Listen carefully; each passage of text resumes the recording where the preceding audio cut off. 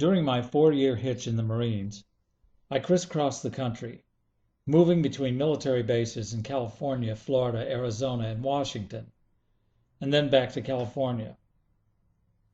In 1972, I spent a year on the USS Forrestal aircraft carrier, traveling around the Mediterranean Sea with more than 5,000 Marines and Navy men and 70 jets. I lost track of every one of my family, except my little sister Mickey. She and I corresponded often that year. I sent her little dolls from Athens, Istanbul, and Barcelona.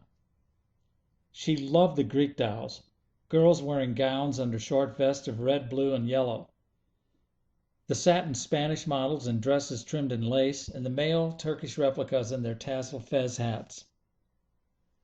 In return, she sent me drawings she'd made with crayons and construction paper. I would sit on the edge of my bunk, deep in the bowels of 600 tons of metal, tired from the 12-on, 12-off work schedule, and read each picture as if it were a love poem. Once Mickey glued a piece of black construction paper onto the back of a wall calendar cover. She drew 2 pictures on white paper and glued them one above the other. The top picture was of 2 hot dog-shaped butterflies floating in a blue sky. The butter dogs hovered on wings, simply wider versions of their bodies, above a rounded patch of green and brown earth.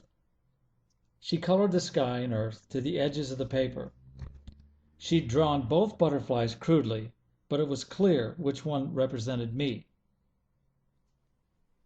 I was about 3 times her size and green with yellow wings.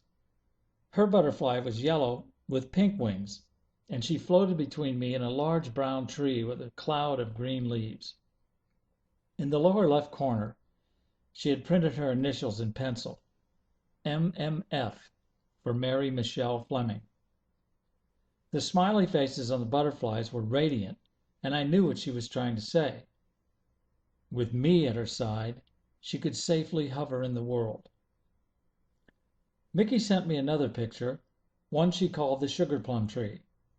She had drawn many purple balls on the tree limbs and had written a poem with arrows pointing at 2 plums in particular. This is the sugar plum tree. That is you. This is me. I felt the love crying out from her crude yet colorful pictures. They pulled a smile from deep within me and took me away from my duties as an electrician, keeping our Phantom fighter jets in the air. 9 years old, innocent, and delicate, she had focused all her energy on a picture depicting herself and one of her 5 brothers on a family tree.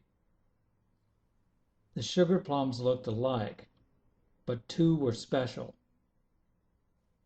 12 years between us didn't matter. We shared a feeling of togetherness long before she could verbalize it. Her pictures put an extra bounce in my step for days afterwards. No one else gave me that feeling.